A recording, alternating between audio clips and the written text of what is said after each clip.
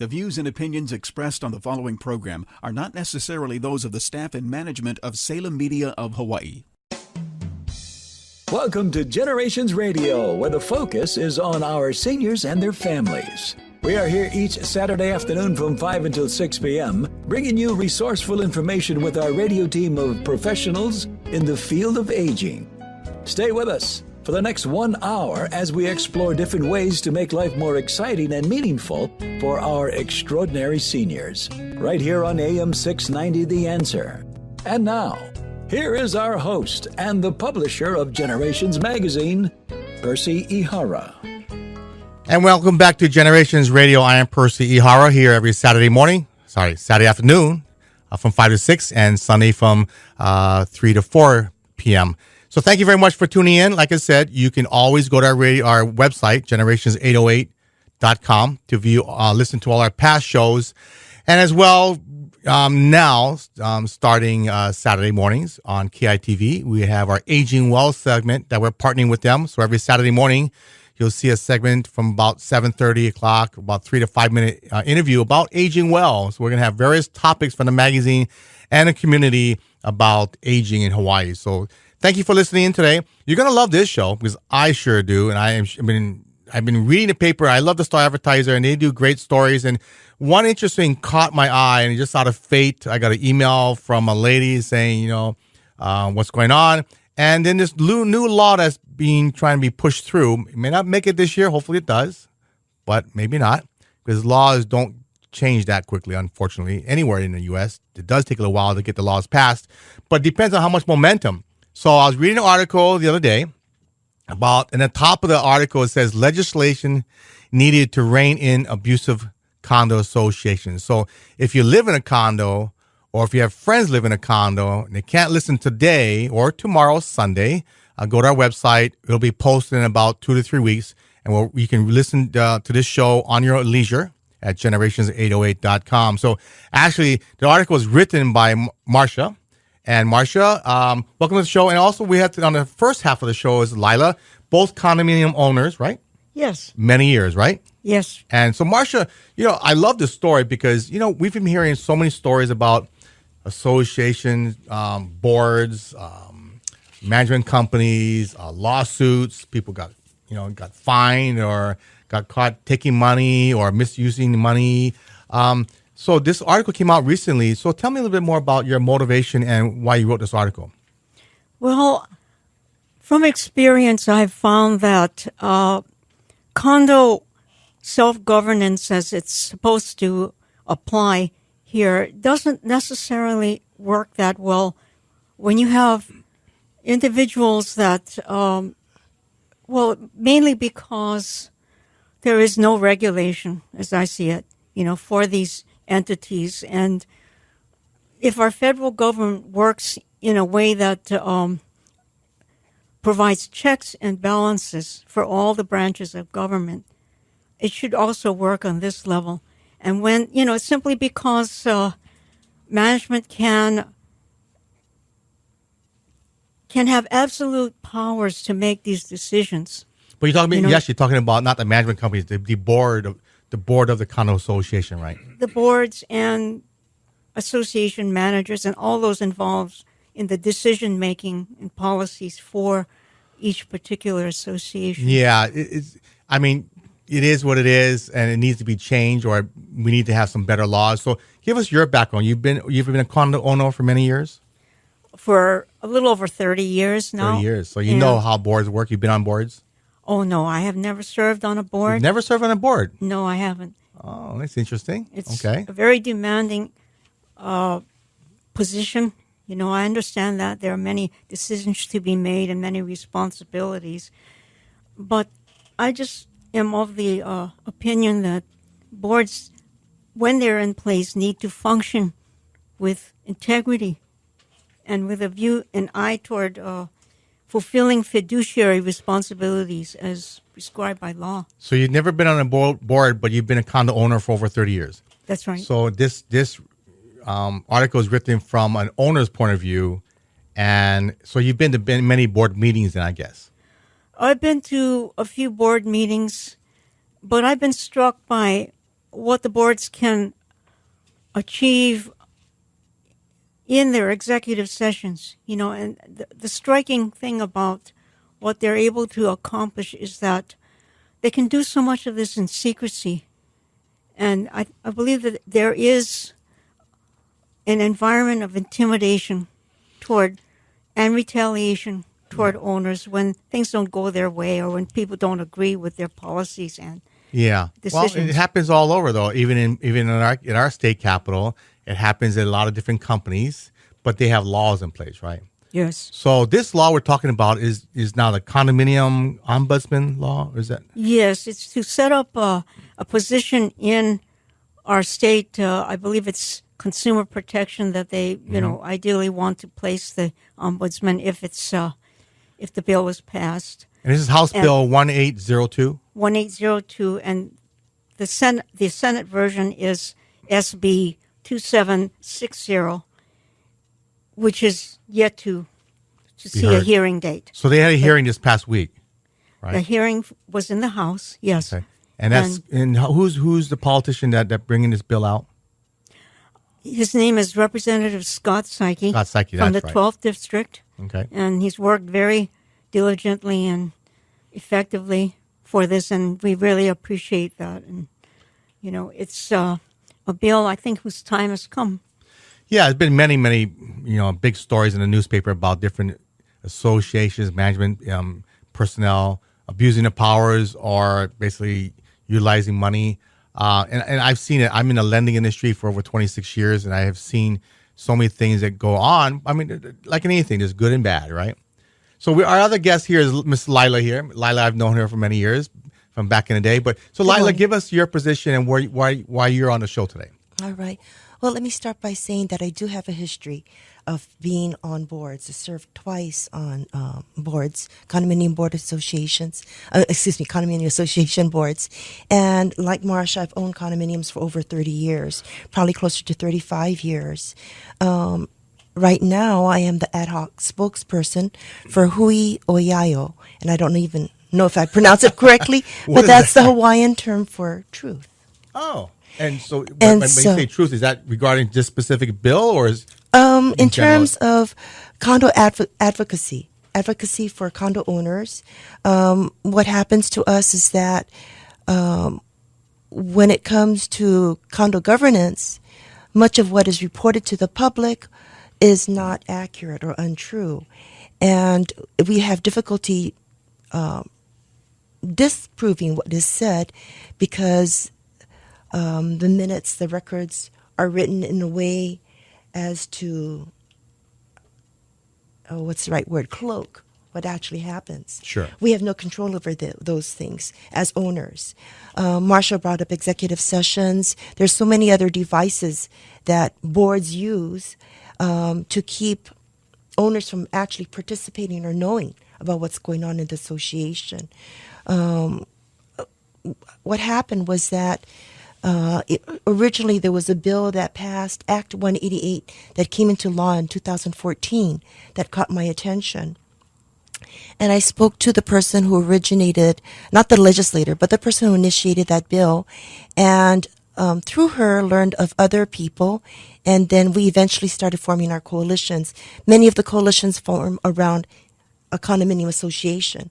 So although within my coalition, there's 58, 59 right now coalitions, there are many, mini coalitions for each condominium. What was that bill that passed in 2014? You remember? It was all about transparency. In Hawaii Revised Statutes, owners are entitled to certain documents. However, they were not getting those documents. No matter how many times or in how many different forms they requested those things. So Act 188 was merely a reiteration, but an emphasis that we are entitled. And despite the passage of that law, we still don't get documents. I'm not saying a blanket, we don't get documents, but many of us still have difficulty getting simple things as meeting minutes. So, but I thought almost all boards are required to send out minutes in the Yes. budget per quarter or per year, or depending on how big the board is. Boards are required to have one meeting a year. At least. At least one meeting a Right. year. And they have, I believe it is 30 days to get the minutes approved. And after that, homeowners have, they have 7 days to get the approved meeting minutes out to us. However, they do not send those out with the maintenance fee statements. Many of us have to stop at the resident manager's office to get a copy. If we're fortunate enough to get a website, then we may be able to download it from a website. But a lot of people are not internet savvy, do not have access. Sure. So they don't get those meeting minutes. And But it is available. it is available. Not everyone can get them. But isn't that a function of the board itself versus the management company? Yes, the board authorizes it, but the management company is the one that produces it. But so can't the board request it quicker, faster, and make it more available? Certainly, they can, but they're often advised by their managing agents that they don't have to make it. And so many boards comply with the managing agent's suggestions. And so what we find out as homeowners is that rather than getting things at what may be convenient or easy for owners, we are living according to standards established by management agents to the minimum requirements. Yeah. I mean, it's unfair because the management companies are not here. So if they do listen to the show, contact me through the magazine, Percy at generations808.com, my email. But we'd love to have their side of it because it is an issue for many years. I mean, laws are hard to change sometimes. But, Marsha, what I loved about the article, it talked about different issues. We're talking about the Condominium Ombudsman law by Representative Scott Psyche. And you mentioned a few things in this article here about, we talked off air about the increase in maintenance fees. That's a big problem everywhere we go. I mean, our buildings that are built in the 50s and 60s are going to deteriorate at some point. I mean, I've heard stories about a big condominium had a $2 million assessment just for plumbing. And I saw another building, a much, much smaller building, about 1/5 the size, $2 million for plumbing. So you're talking about a building that has maybe 70 owners versus a building that has 400 owners, right there. Right, Lila? Well, the assessments that we see as owners depend on what kind of work that has to be done. But most of us rely on reserve studies. And based on those reserve studies, we fund through our maintenance fees monies that are going to be used for future expenses, right, whether it's plumbing or painting or elevator repair. And so if those reserve studies are inadequate or if they're not done well in some way, then owners are not, even if we're willing to, we're not putting enough money into that account. Yeah. Now, you said $2 million. I'm aware of $17 and $19 million. I was just talking just about plumbing. Okay, yeah. And so what happens is that right now, as you said, a lot of the condominiums are aging, and they're finding out that they need to do these improvements, repairs.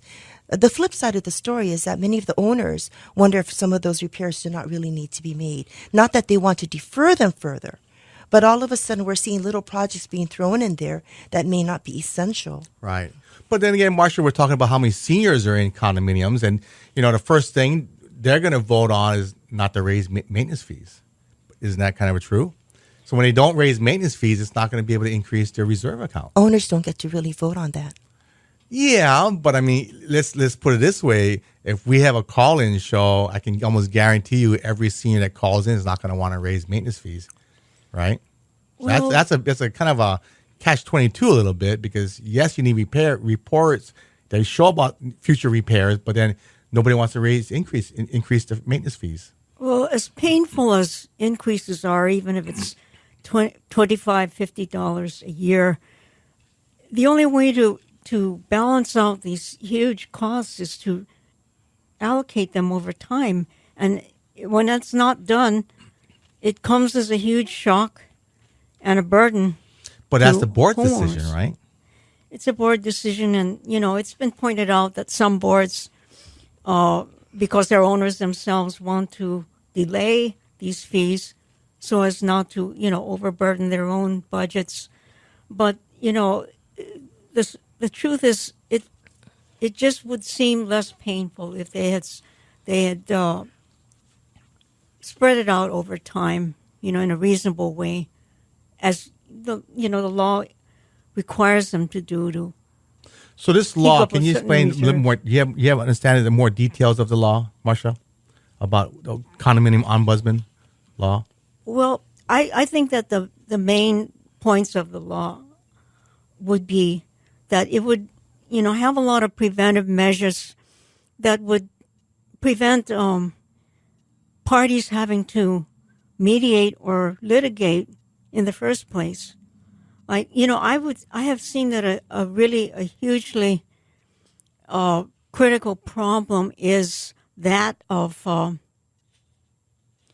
frankly, assigning legal fees to owners when they simply ask questions about operations and management, have complaints or criticisms of what has been done. Well, attorneys do charge by the hour. So if you ask, hopefully you're aware that if you ask a question, you're going to be charged. But that's how attorneys work. I mean, I'm in the lending business 26 years, and fortunately, I have friends of mine that are attorneys that can help me out here or there. But if I have to go to a specialist that understands condominium law or condominium management, I'm sure they would charge a fee to talk to them. Well, the question arises is, why isn't the board equipped to answer these kinds of questions regarding operations in the first place, or complaints that they've you've never been on a board. Lila's been on a board, but look at this. Let's say you have a board. What does the average board have? Maybe 10 to 12 members? No, 9. 9 members, okay. Most of them. And how many of them have real estate background? They're not required to. No, I understand that, but for them to understand a legal question about how it's run, don't you think you would want somebody on the board that has some real estate experience, lending experience, legal experience? I would hope that someone who gets on the board or considers going on the board, first of all, reads the condominium association's legal documents, the declaration, the articles, the bylaws, and is aware of how that association is supposed to run. Hopefully that board member is responsible enough to look at the laws that govern condominiums, 514A, 514B, whichever one they operate under. And the questions that many of my coalition members write to boards or ask are very simple questions. They should not go beyond the board to an attorney. So one of the things that we're looking for is a bill that would require board members to take a course. There is a course offered, but many board members are not aware of it, and it's not a requirement. So that's one aspect. Oh, there is a board. There is a course about how to be a condominium board. Yes. Really, yes. I did not know that. And is it's that run through sponsored. CAI? Well, it is sponsored by this. It is a state-run program, and the state does contract with CAI. We don't have all the information, but and I haven't been a board member for a couple of decades, but the board. Oh, by the way, in our coalitions, half of our members are board members. Oh, good. So it's not like it's only owners. But anyway, I would say only a small portion of them are aware of those courses, even if they are board members. And I don't know how many of those board members take up those courses, even if they're offered. From what I understand, the attendance in those classes are rather low. The one that is offered, I think it's called ABC of board whatever, that I understand is probably the most highly attended course. Well, they used to. I've been to, as a lender, I've been to those meetings, condominium associations. Stop, forget the I stands for. Institute. And they used to put on quarterly events here in Hawaii. I haven't seen those in, 3 or 4 or 5 years. Thank you for bringing it to. But it's really important that right. You see, you're active citizens, you're active condominium owners. You guys got to push for that. Right, we are pushing for that. I love to have this story on the air, but we really need to figure out. Besides, as Generations Magazine is a resource magazine, we don't like that. We will let the Star Advertiser and other publications talk about problems. We need to find ways. So we need to provide resources and solutions. So maybe you got to start grassroots and start getting a CAI organization motivated to have out more meetings and bring out, because last time I went was at the Holly Koa, and I could have sworn it had over 100 people there. And I would tell you maybe about at least probably 40 different condo association board members were there. 40 different boards were there. But yeah, that might be a grassroots. Do you think they would support this condominium ombudsman bill?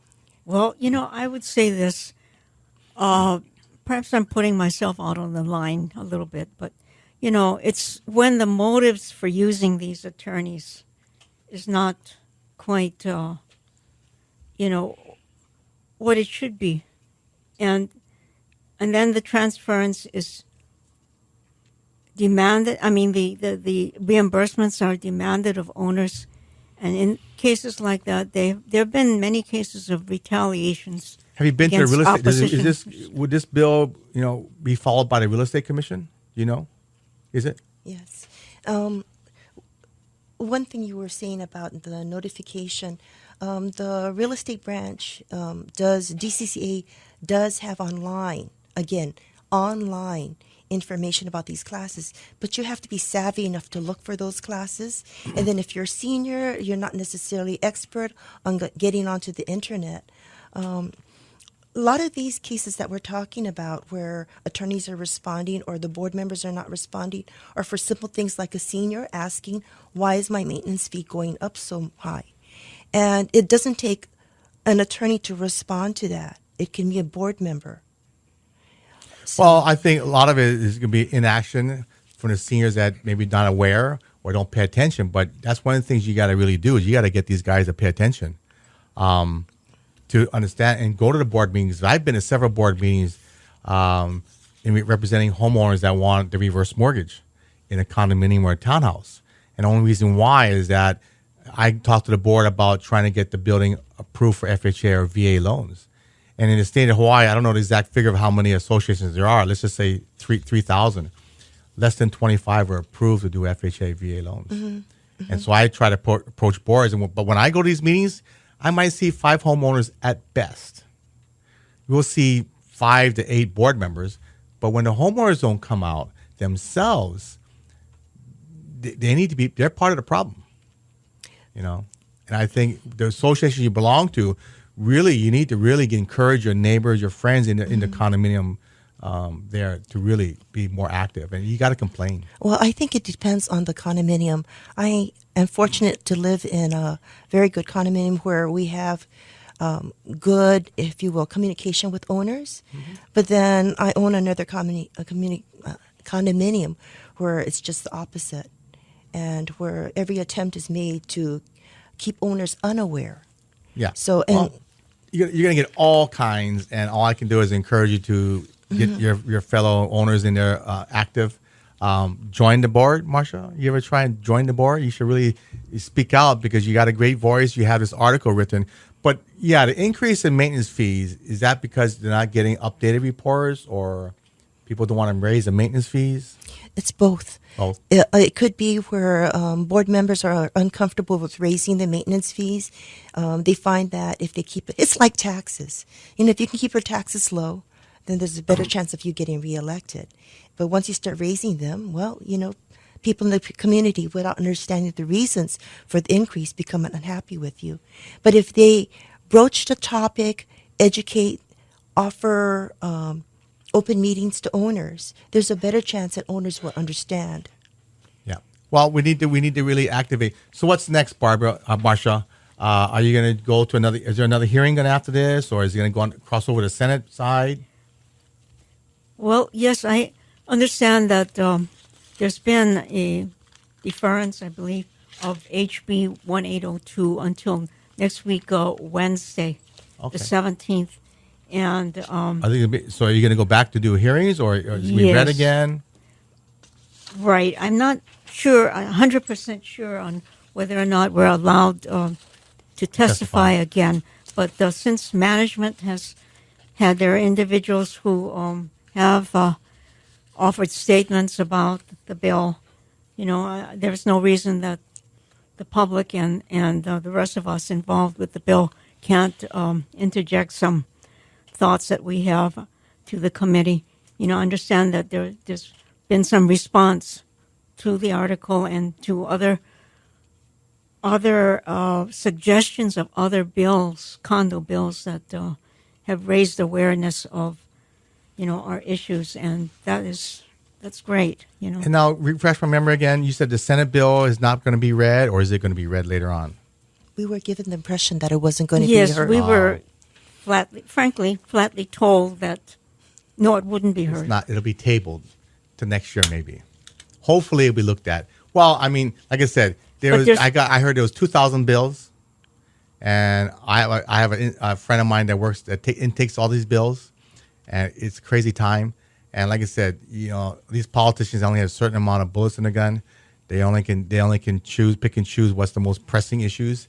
And I think you really need to you got to get these guys motivated. You got to get these owners and maybe other frustrated board members to really back this bill and get somebody on the Senate that's really going to push this bill. That's what we're hoping to do. Because yes. I think you said 2014, Senator Brickwood Galateria brought this out on the Senate side? Yes. I'll give him a call. I know him a little bit. Wonderful efforts on his part to... I know some senators on the other side as well. Sponsored the bill. But I think it's important. I know many years ago they were trying to push some kind of a condominium neighborhood bill where there was some seniors were trying to push it out of Discovery Bay because they are finding that they can't open a door if they find that you haven't gotten your mail in the last 3 days. Legally, they can't open your door. So I think it's called a good neighbor law or something where they can go into your unit if they had a key and if somebody else got to be present besides the resident manager, but just to check up on you. I know there's several buildings. The resident manager is a notary because they know a lot of seniors are in the building. I know them. I know offhand, but that's some of the things that I think you really should be looking at.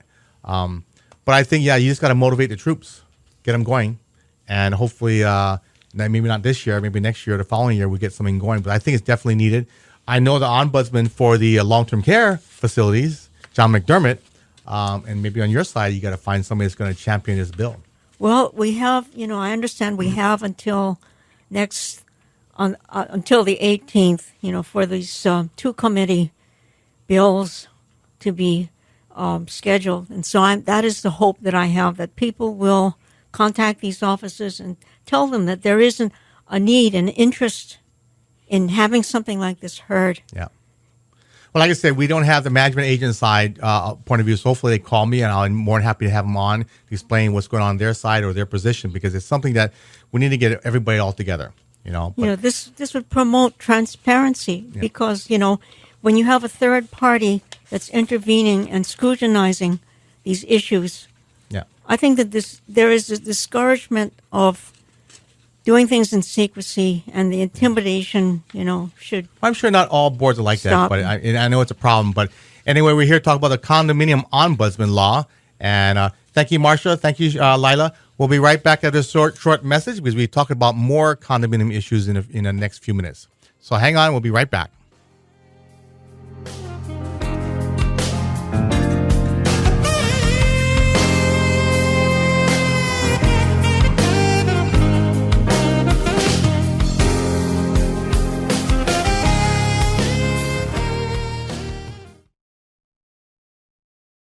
We will be right back with Percy Ihara from Generations Radio.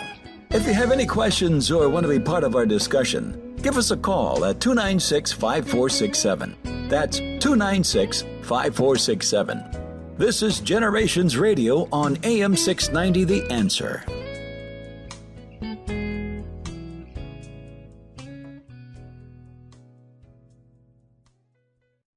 Moon Physical Therapy is here to help you back to recovery. Moon Physical Therapy is located on Ward Avenue across from Sports Authority. Physician prescribed for motor vehicle accidents, workman's comp, or that body pain that comes from rushing to play without warming up. Also event cardiopulmonary rehabilitation with our one-on-one patient care. Moon's Aquatherapy heated endless pool allows for low-impact exercise with less pain on land. We will give you the right exercises to get you back to health. Ask your doctor to prescribe Moon Physical Therapy. Moon Physical Therapy. We achieve results.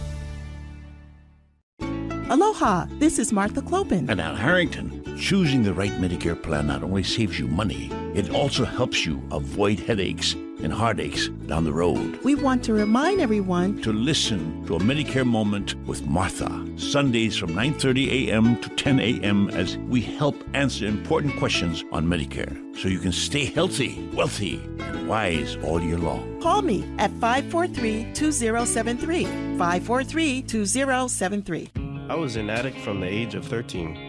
I finally decided it was time for a change. I walked into the Salvation Army Adult Rehabilitation Center, and that got me ready for the real world. Now, I choose to be guided by Jesus Christ, and today, I'm building a powerful and promising future, free from drugs and alcohol. Please shop at the Salvation Army family stores. With our discounted sales, your support through your purchase helps men live a clean, sober, and productive life. Got Vegas on your mind? Get Vacations Hawaii on the line. Vacations Hawaii offers weekly 4- and 5-night Honolulu to Vegas packages, which include 3 meals daily from $6.99. Stay at Hawaii's favorite casinos, California, Fremont, Main Street Station, and Orleans Hotel. Vacations Hawaii will get you there in comfort on deluxe wide-body 767 planes with complimentary in-flight hot meal service. Vacations Hawaii's frequent flyer program gives you future travel discounts and credits. So if you're ready to win big, call Vacations Hawaii at 591-4777 or visit PointVacationsHawaii.com. Today, more than ever, we local people are living longer than any other state in the Union, with more seniors, baby boomers, and caregivers. Generations Radio promotes the importance to be proactive as we all age. The radio team will focus on issues facing our seniors and their families, finding resources to navigate healthy aging along with financial, legal, and caregiving information. So join Percy E. Howard from 5 until 6 each Saturday, right here on AM 690 The Answer.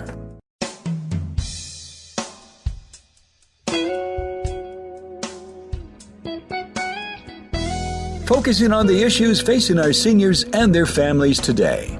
Here's our Generations Radio host, Percy E. Hara. Welcome back, ladies and gentlemen, and kiddies listening to our radio show. We're here every Saturday from 5 to 6, Sunday from 3 to 4.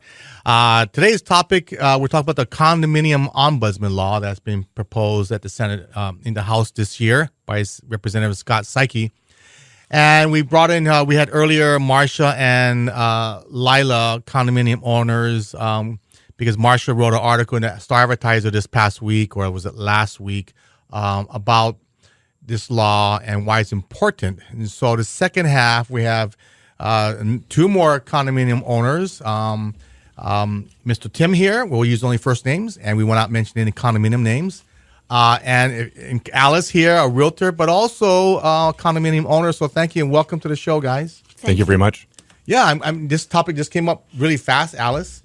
I've heard about this. I wish I knew a little bit earlier because I could have made some other calls because I know some attorneys that represent you guys, and I know some politicians I would love to get quotes from. I know this bill came out last year. It didn't last very long. This year, hopefully, last longer, and maybe the next couple of years it'll get done because bills don't happen that fast, and we have to get all the information and get all the opinions and testimonies. But anyway, Tim, we were talking before we started that you have a lot of experience in banking. I have a lot of experience in banking, over 12 years, and I have 22 years of serving on a board of directors for various associations. On the mainland and in Hawaii? Yes. Oh, good. And so you've been in Hawaii about, what you said, 8 years now? 8 years, and so, of the 22 years, I was a president for 10 years, vice president for 6, and then various director positions. So for the number of years I've owned a condominium, I've served on a board of directors. But most importantly, though, I'm an owner. And as an owner, I've recognized the need for an advocacy for owners. Yeah. And so have you been on a board here locally? Yes. Okay.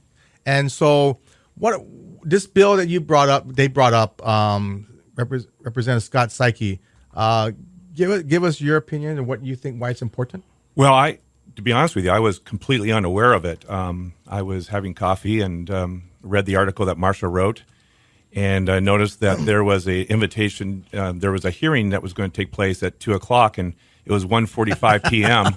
and I was doing a remodel on my place, so I ran back to my house, grabbed a few things, and ran down to the legislature to testify. And I got there at 2:20 and made it just in time. Wearing my remodeling construction clothes, but that's how important this bill, I think, is. Well, I'm glad you're a doer. I am a doer.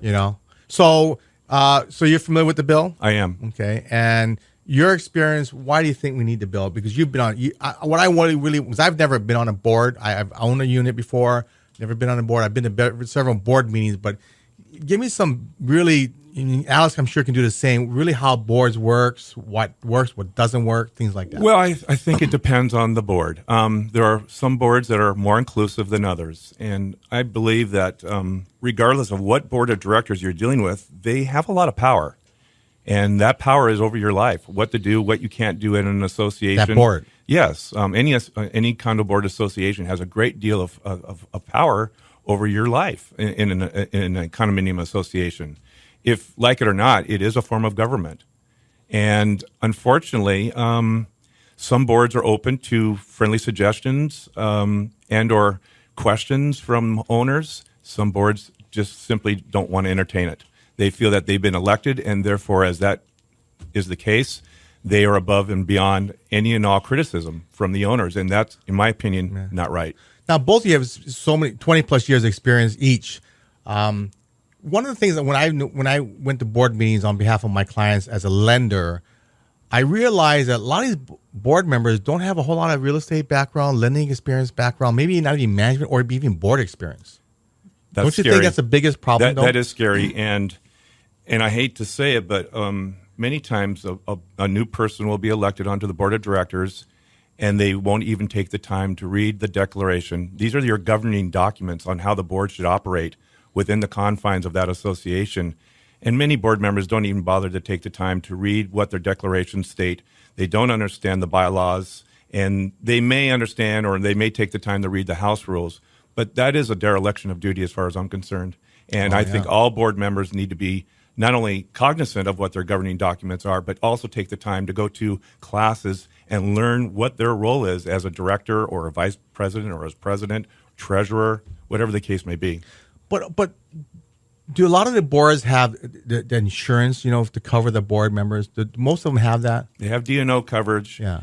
And there are exceptions to that D&O coverage. And one of the exceptions is if they knowingly break either Hawaii state law or city county law. And if they knowingly break it, your insurance carrier may say, we are not going to provide the funds that you require for legal representation should an owner bring suit against the board of directors. But do you think a lot of associations do have that insurance? All of them do. They all do? They're supposed to.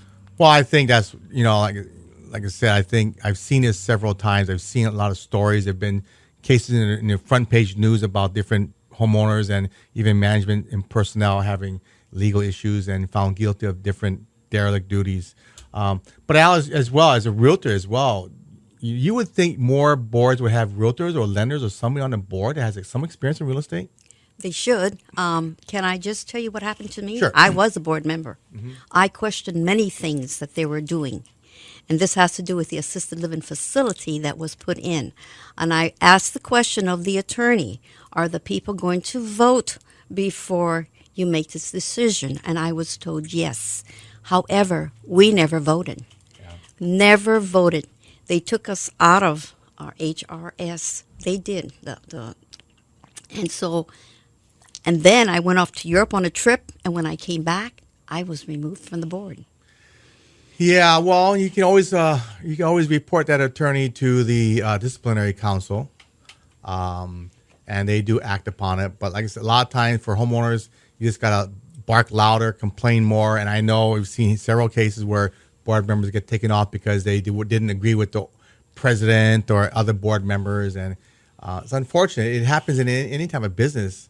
And it's just, that's why I wanted to have you guys on, because I've seen it so many times. And so what's the plan? Are you guys going to come back next week? As I understand, there's going to be another hearing or? Well, that's for the ombudsman. We're also going back because they are talking about term limits. We really want term limits for board members. They're saying, nobody wants to run. That is not true. They don't give owners an opportunity to run. Okay, because unfortunately, they do control. They do control. And in our particular condominium, they actually took off cumulative voting. Why? Okay, are they afraid of the owners who do want to speak up? We don't have a voice at our meetings. They don't allow us to speak. Yeah. Okay. Tim, you had well, you struck a chord within me, and that is your right to communicate. And what I've found that the state law is very, very specific that during any and all board meetings, an owner has the right to participate. Unfortunately, a lot of boards pretty much ignore, and it's specifically 514B-125, and that is the right for a homeowner to participate during a board meeting. Although many boards say you will not speak, you will not give your comments during the course of that board meeting. I find that fundamentally wrong for any board to stifle questions and or comments during the course of a board meeting. And I know specifically of a very pronounced attorney here that has opined that, yes, boards do have the right to not allow people to ask questions. And, you're paying a lot of money every month for your association dues. This is a form of government that's controlling your life at the association. And I hate to sound indignant, but how dare they say you don't have the right to ask a question or make a comment as they're making decisions. Now, on the other hand, on the flip side, I do believe that the board is charged of doing their business, and no homeowner has the right to sidetrack or derail the business of the board. So there's a balance there, and I think most associations actually do allow their owners to participate. Yeah, I mean, we got to invite we actually board members that are against maybe this law. We have to invite the management companies to give their side. But I would hope that the management companies would agree at some point something needs to be done. And have you guys brought in the management companies at all? Or has Representative Psyche brought in some management companies at all? Have you discussed that with them? Well, we do have a bill where for education, not only for board members, but also for managing companies. When you take some companies in this town, and we won't mention names, and they handle 600 condominiums, only one person is licensed. We're concerned about the education for all the other people who communicate with the individual homeowners association. Are they going to put anything in that law? We have a bill right now. That's pretty scary. Yes. But I've talked to many management agents, and for the most part, they are knowledgeable to a certain extent. Yes. Licensed or not. But I think anybody that deals with an association should have some kind of thorough understanding of how it works, whether it's from a legal aspect, even though they're not an attorney, or at least how the board minutes work and how your rules work. Right. Yeah. Our other concern is, and again, there are many things that are happening. I mean, it's politics. Who's buttering whose bread? There is a lot of that we feel going on behind back doors. It happens everywhere else. Yes, though, I understand. Right? I understand, but we feel there's a lot of it going on in the condominium world. Yeah. Yeah. Well, like I said, I think the biggest thing you guys could do is really to get everybody motivated. Corral the troops. I don't think you can put signs in the elevators, but really start getting your little factions together. We have tried, and a lot of the owners feel like, well, why go to the meeting? They're going to do it their way anyway. They've lost interest because they can't even speak up. To be able to speak up at an annual meeting, an owner has to have the people vote to allow her to speak. And of course, we never carry the votes because, remember, we don't have cumulative voting. And so the board who controls the proxies are the ones who control the way the people vote. Yeah, Tim, you were talking earlier. So you're trying to tell me that, because I've been to board meetings and I was able to speak on behalf of the homeowner about this, trying to get the projects approved for FHA and VA lending. So legally, no homeowner has a right to speak unless the board votes allow that discussion? Let me put it this way. This is the opinion from a very prominent attorney here, and I won't mention his name, but he's one of the attorneys that is opposing the Ombudsman bill. And this particular attorney says that it's a privilege for an owner to speak, not a right. Yet 514B-125 says it shall be open to all members, and they do have the right to speak.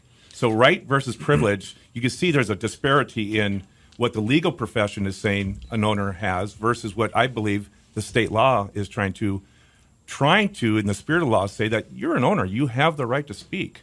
And it shouldn't be just at the annual meeting by the form of a motion and votes to approve that motion to speak. You should be able to speak. And let's face it, you need to speak very clearly and very briefly. Yeah. You can't go on and on. You need, no comment or question should, in my opinion, exceed more than 2 minutes, maybe even a minute 45. Right. Well, have you talked to the DCCA, Department of Commerce Consumer Affairs, and have you made any loud noises to them, loud arguments to them at all, Alice? Well, we're right now have some bills that we've introduced to allow us to do these things. We want owners' rights. Well, I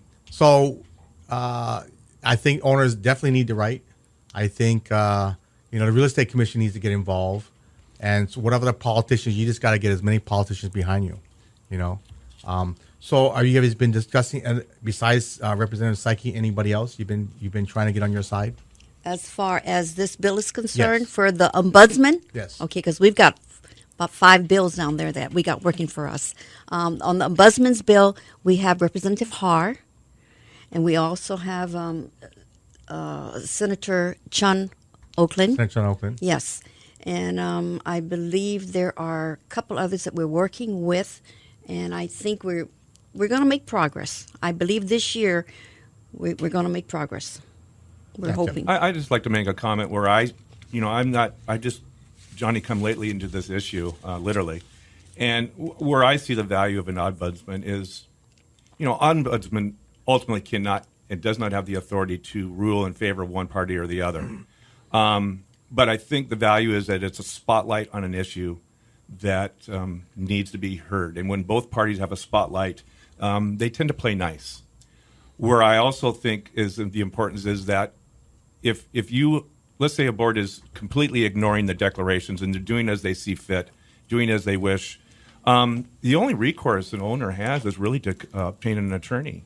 And, if an attorney bills at $250 an hour, how reasonable or how feasible is that for someone to stand up for their rights? I think an ombudsman would have that ability to help out in that situation. Well, like in case for the long-term care ombudsman, they'll do an investigation, and if they feel there's an issue, they'll refer to the prosecutor's office, and that has happened several times. And they've cleaned up a little bit of the problems at the long-term care facilities and care homes. There's been a number of different personnel been indicted and prosecuted and found guilty for not taking care of the seniors in the care homes. So I'm not too sure why they couldn't do that for the condominium associations. I can't compare the ombudsman to the Better Business Bureau as a proper analogy, but when you file a complaint against a company through the BBB, things change. And, the company that is being charged with an indiscretion, they think twice about that because they like to be in good standing with the community, in good standing with the Better Business Bureau. I don't think that's any different for a condo association. I think that they care about what people think. The board of directors mostly care what people think. It's just this cloak of secrecy, if you will. And not being able to communicate your questions, your comments to a board is really a really glaring problem that's not addressed in the current state law. So have you guys tried to go through the Better Business Bureau and make complaints about these associations, or can you? Well, no, your associations aren't a member of the BBB. Most corporations that get the right to display that logo on their door, they're paying members of the Better Business Bureau. So can you make complaints against the management companies? We have. I have. And this is where Act 188 did not work for me. I have been working on this for almost 2 years to get documents. And what is that act now? Act 188. Uh-huh. Senator Baker got it passed in last session. Uh-huh. And we were supposed to have, actually it passed in 2014.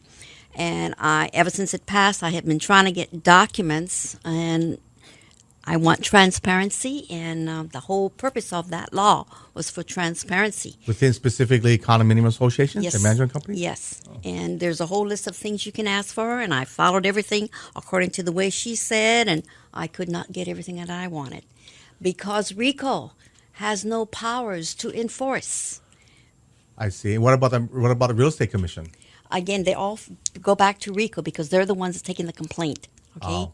And you file the papers with them, they do their investigation, and you talk to their investigating. You come to a certain point where that's all we can do because we don't have power to enforce. So I believe there's 1,746 registered associations in the state of Hawaii, thanks to Lila. Did some research. Of those 1,746 associations in the state, how many do you think would abide by and approve this law? Just guesstimate. From your experience it as a depends on homeowner, what management company they're using. Yeah. And I know that a lot of management companies do not endorse this ombudsman bill. They don't.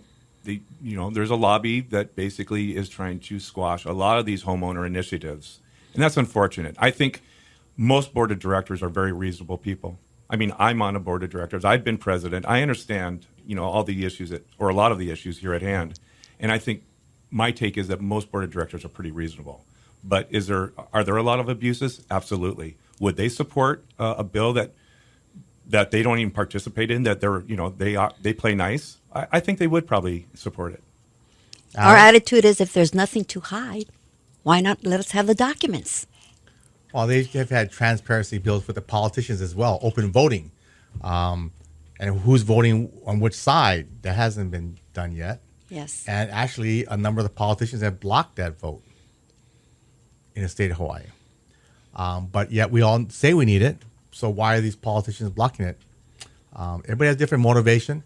But I think definitely out of the 1,746 registered associations in the state of Hawaii, you really got to get your faction together. I think you got to hire one of these well-known attorneys that specialize in supporting and representing homeowners to really back you. I'd like to make one point, and that is, you mentioned that there are 1,746 associations. What percent of population here in Oahu does that represent of people who are governed, if you will, by an association? Well, of that it's quite a few, I think. Of that 1,746 condominium associations, that represents, let's see the data here, that represents 450,000 households, people. There's actually 169,000 units, and they give you a figure of about 3.5 people per unit. That's a powerful number. I mean, it's a lot of people that are influenced and governed by an association that really doesn't have a whole lot of regulatory oversight. Any other form of government, I guarantee you, these sort of things couldn't occur that we've talked about today. Well, I would like to find out really the data on how many are over the age of 50, because I would tell you, contact Barbara Kim Stanton at AARP. We've had her on our cover of the magazine, Barbara Kim Stanton, because they're really supposed to support and advocate for seniors. And even though their figure is 50 and over, I've been a member since I was 50. I'm 56 now. But I think they are a very powerful organization. You got to get all these people to vote as well, because, Hawaii, I can't believe that, but Hawaii is one of the worst in voting. But we have the highest average per capita of seniors, and most of the voters are seniors, so why can't we get more out? But if this issue, I think, is big enough, Tim and Clay, that I think you really got to start motivating the troops to really do something. You got to bark loud. I would love to have the management company come back here, either with just their side, or have you guys sit on one side and they'll sit on the other side. But I think we got to find a happy medium. No company wants more governance, and I get that. I can see why they would want to block it, but there's got to be some kind of happy medium. When there's not a balance of power, then that's the reason for some entity, and then in this case, the bill for the ombudsman, is to bring a little more power or balance into that process. And I think that's the value of the ombudsman. That's why we support it. We just want to be on plain field, equal field. We're here talking with Miss Alice, a realtor and condominium owner and board member, and Mr. Tim Past here. Board I member. appreciate your time. I was kind of forewarned not to take this interview. I'll have to be honest with you, because they would only hear one side. So I would definitely, if the management companies or any of the attorneys out there, or other board members feel they want to voice their opinion, we won't do this all the time, but I will tell you, we'll give some time. But I'd love to hear the other side, because I know there's always two sides of the story. Because as a magazine, we can't take any one side. So thank you very much. Thank you. I will follow this bill. Thank you. Hopefully you'll see more in the news and in the newspaper. So. And I do want you to come to Kalakaua and talk about reverse mortgages. Well, let me know. I'm going to put you on hold. I appreciate your time, guys. Anyway, our February-March issue is out, featuring Facing Alzheimer's on the front cover there. Thanks to my art director, Wilson Angel, who did it. When he told me, this is the first cover we never had a person on there. We do, but we can't see the face. But it's the first time we never had an actual photograph of a person, and people love this. And thanks to Christine Payne, Chris Ridley with the Alzheimer's Association, and Dr. Corey Leal, a local physician supporting our industry. So anyway, thank you very much. Like I said, this show will be up on our website probably in about 2 or 3 weeks. You can listen to it at your own leisure and pass it on to more people in the state of Hawaii that are involved with condominiums. So thank you very much. We'll see you next week. Aloha and live well.